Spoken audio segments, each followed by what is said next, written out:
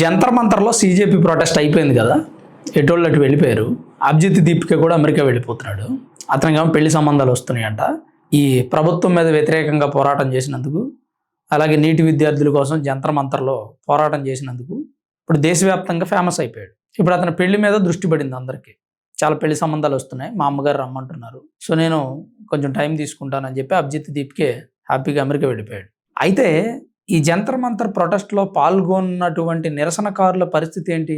సోనం వాంగ్చుక్ కానీ CJP party ప్రతినిధులు కానీ ప్రభుత్వాన్ని కోరేది ఏంటంటే నిరసనకారుల మీద కేసులు పెట్టద్దు, విద్యార్థుల మీద కేసులు పెట్టద్దు. ప్రభుత్వం అనేది ఏంటంటే నిజమైన విద్యార్థుల మీద కేసు పెట్టం. పాయింట్ అర్థం చేసుకోండి. విద్యార్థుల మీద కేసు పెట్టద్దు అనేది సీజేపీ వాళ్ళు, నిజమైన విద్యార్థుల మీద కేసు పెట్టం అనేది ప్రభుత్వం చెప్తుంది. కొంచెం తేడాగా ఉన్నట్టు అనిపించట్లా మీకు? అంటే నిజంగా విద్యార్థులు కాకపోతే దబిడి దిబిడే. ఎందుకంటే వీళ్ళల్లో మొత్తం 989 మంది ఇప్పటి వరకు ప్రభుత్వం గుర్తించిన వ్యక్తులు. ఎవరంటారు వీళ్ళు? క్రిమినల్స్, మర్డర్ కేసులు, రేప్ కేసులు, దొమ్మీలు, దొంగతనాలు, చైన్ స్నాచింగ్లు, ఇలాంటి కేసుల్లో ఇన్వాల్వ్ అయి ఉన్నటువంటి ముఖాలను ప్రభుత్వం అంటే పోలీసు వ్యవస్థ గుర్తించింది. కిడ్నాప్ కేసుల వాళ్ళు కూడా ఉన్నారండి. పోలీసుల దగ్గర ఒక స్పష్టమైన రికార్డు ఉంటుంది. ఎవడైనా ఏదైనా అల్లర్లలో నిరసనల్లో పాల్గొన్నాడు అంటే వాడు నిజంగా నిజాయితీగా ఆ సమస్య కోసం పోరాడటానికి వచ్చిన వ్యక్తా, లేదంటే పేమెంట్ తీసుకొని ప్రభుత్వానికి వ్యతిరేకంగా ప్రొటెస్ట్ చేస్తున్న వ్యక్తా అనేది అబ్జర్వ్ చేస్తూ ఉంటారు. అలా ఇప్పటి వరకు 989 మందిని గుర్తించారు. సుప్రీంకోర్టు ఏం చెప్తుందంటే విద్యార్థుల మీద లాఠీచార్జ్ చేయడం కానీ, టియర్ గ్యాస్ ప్రయోగించడం కానీ వీటిని ఖండిస్తోంది. కానీ ఈ ప్రొటెస్ట్లో పాల్గొన్నటువంటి క్రిమినల్స్ పరిస్థితి ఏంటి? వాళ్ళపైన కేసులు పెట్టండి. సుప్రీంకోర్టు అది చెబితే కూడా ఈ సీజేపీ వాళ్ళకి నచ్చట్లా. అదేంటి ఎలా పెడతారు కేసులు అంటే, ఆ ప్రొటెస్ట్లో పాల్గొన్నటువంటి రౌడీల్ని, తీవ్రవాదుల్ని, ఉగ్రవాదుల్ని వదిలేయాలా? వీళ్ళు అనేది అదేనా? విద్యార్థులు పాల్గొన్నారండి, ప్రొటెస్ట్ చేశారు, ప్రభుత్వం దిగి వచ్చింది, వాళ్ళకి ఏం కావాలో సెటిల్ చేసింది. మరి అంతటి అల్లకల్లోలం జరగడానికి కారణమైనటువంటి రౌడీలను వదిలేయాలా? నాకు అర్థం కాదు. అలాగే ఈ సీజేపీ ప్రొటెస్ట్లో వికృత చేష్టలు చేసినటువంటి వ్యక్తుల మీద ఇంకా కేసులు నమోదు అవ్వాల. ఎందుకంటే వాళ్ళు విద్యార్థులే, ఇన్ఫ్లుయెన్స్ చేయబడినటువంటి విద్యార్థులు. సో వాళ్ళపై చర్యలు తీసుకోవాలా లేదా అనేది పోలీసు వ్యవస్థ ఆలోచిస్తుంది. మీరు గమనించండి, సరిగ్గా విద్యార్థులపైన చర్యలు తీసుకోవట్లా, వికృత చేష్టలు చేసిన విద్యార్థులపైన చర్యలు తీసుకోవట్లా. కానీ విద్యార్థులం అనే ముసుగులో అరాచకాలు చేసినటువంటి వ్యక్తులను అరెస్ట్ చేస్తుంది.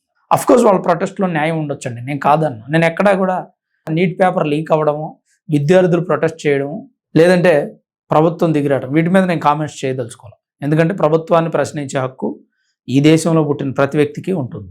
కానీ అలా విద్యార్థులు ప్రొటెస్ట్ చేస్తున్నప్పుడు గుంపులో గోవిందంలాగా దూరిపోయి దేశాన్ని ఆగం చేయాలి, దెబ్బతీయాలి, దేశ సమగ్రతను నాశనం చేయాలి అని కొంతమంది వ్యక్తుల చేత ప్రేరేపించబడిన వ్యక్తులను వదిలేయటం కరెక్ట్ అంటారా? దీని మీద మీ అభిప్రాయాన్ని తప్పకుండా కామెంట్ చేయండి. అయితే ఈ సీజేపీ నేతలు అనేది కూడా అదే, ఎవరి మీద కేసులు పెట్టొద్దంట. ఎవరి మీద పెట్టకుండా ఎలా ఉంటాం? విద్యార్థుల మీద పెట్టాం అంటే మిగిలిన వాళ్ళు విద్యార్థులు కాదా? కాదు. విద్యార్థులు లేరంటే లేరు. విద్యార్థులు అయితే నిజాయితీగా నీతిగా ప్రొటెస్ట్ చేస్తారు. సోనం వాంగ్చుక్ ఉన్నాడండి, ఆయన ప్రొటెస్ట్ చేశాడు. ఆయన వెనక మరికొంతమంది విద్యార్థులు వచ్చారు, కాముగా సోనం వాంగ్చుక్ నిజాయితీగా ప్రొటెస్ట్ చేస్తున్నాడు, అందుకే ప్రభుత్వం దిగి వచ్చింది అనుకున్నారు. మరి సోనం వాంగ్చుక్ పేరు చెప్పి అరాచకాలు సృష్టించే వ్యక్తులను ఎందుకు వదలాలండి? ఈ యువతి, ఈ టీనేజ్ గర్ల్ ఆర్మీని ట్రోల్ చేసింది. को आज के बाद बोल दिया ना किसी ने कि जवान हमारे लिए बैठे हुए हैं बॉर्डर पे, हमारे लिए नहीं बैठे भाई, वो सत्ता में जो लोग बैठे हैं उनके लिए बैठे हुए। पुलिस तो हमारे लिए जान देती है, हम उनकी वजह से सेफ हैं। Army is so great. కొట్టకూడదు, తిట్టకూడదు, వాళ్ళని కేసు పెట్టకూడదు, అదేమంటే ప్రొటెస్ట్ అంటారు. స్టూడెంట్స్ని ఏమన్నా అంటారా? స్టూడెంట్స్ మేము దాడి చేస్తారా అంటారు. ఆ తర్వాత ఒక ఆమె భారతదేశంలో ఎక్కువ మంది హిందువులు ఉన్నారనే విషయం కూడా మర్చిపోయి ఎఫ్ అనే వాడితో శ్రీరాముని దూషించింది. నేను అది చెప్పకూడదు, చెప్పడానికి చాలా ఇబ్బందికరంగా అనిపిస్తుంది సాటి హిందువుగా. మరొకడు అదే పదంతో శ్రీరాముని దూషించాడు. చాలా బాధాకరమైనటువంటి అంశం. ఏదైనా ఒక ప్రొటెస్టు చేస్తున్నప్పుడు రాముణ్ణో, జీసస్నో, అల్లానో పర్సనల్గా టార్గెట్ చేసి తిట్టడం ఎంతవరకు కరెక్ట్ అంటారు? ఆలోచించండి. నేను ఏ దేవుణ్ణి తిట్టినా సహించను. ఎందుకంటే ఆ దేవుని నమ్ముకున్న వారి వ్యక్తిత్వం, వారి మనోభావాలు దెబ్బతింటాయి అనే విషయాన్ని గమనించలేని వ్యక్తులు విద్యార్థుల. వాళ్ళు చేస్తున్న ప్రొటెస్టు న్యాయపరమైందా? వాళ్ళు చేస్తున్న అరాచకాన్ని ప్రభుత్వం అడ్డుకోకూడదా? నరేంద్ర మోదీ తల్లిని, అమిత్ షాని, ప్రభుత్వాన్ని తిట్టారు పచ్చిబూతులు. సరే, వాళ్ళు ప్రజాప్రతినిధులు గవర్నమెంట్లో ఉన్నారు, నీట్ పేపర్ లీక్ అయితే పట్టించుకోవట్లేదు అనే ఉద్దేశంతో మీరు తిట్టారు అనుకుందాం. నీట్ పేపర్ లీక్ కను శ్రీరాముడికి సంబంధం ఏంటండి? నీట్ పేపర్ లీక్ కను బత్తాయిలు అంధభక్తులు అని హిందువులను అవమానించడానికి సంబంధం ఏంటండి? నీట్ పేపర్ లీక్ కను ఉమర్ ఖలీద్కి సంబంధం ఏంటండి? సో ఇవన్నీ నేను అడుగుతూ ఉన్నాను. చాలామంది వ్యక్తులు CJPని సపోర్ట్ చేస్తున్నారు. సపోర్ట్ చేయండి, నేను కాదన్న. సపోర్ట్ చేసే మీరే వాళ్ళకి చెప్పండి, ఒరే బాబు మీరు సమస్య మీద పోరాడండి అని. CJP పార్టీ వాళ్ళు చెప్తున్నారు ఇక్కడ చాలామంది క్రిమినల్స్ యాడ్ అయ్యారు ఈ ప్రొటెస్ట్లో అని. మరి క్రిమినల్స్ యాడ్ అయినప్పుడు ఆ క్రిమినల్స్ని ప్రభుత్వం ఏరేస్తుంది, మీరు ఎందుకు అడ్డం వస్తున్నారు? సుప్రీంకోర్టు తీర్పును సైతం ఎందుకు వ్యతిరేకిస్తున్నారు? అంటే మీకు ఇష్టమేనా వీళ్ళు ఇలా మాట్లాడడం? రామ మందిరం పైన F అనే వాడితో దారుణంగా దూషించాడు ఒకడు. మన హిందువులంతా వెళ్ళి ఒక గుంపుగా ఎందుకు ఇలా చేసావు ఏంటంటే అప్పుడు క్షమాపణలు చెప్తున్నాడు. పోలీసులను నీలం రంగు ఎరుపు రంగు అని హెరాస్ చేసినటువంటి ఈ టీనేజ్ గర్ల్ కూడా ఒక వీడియో రిలీజ్ చేసింది.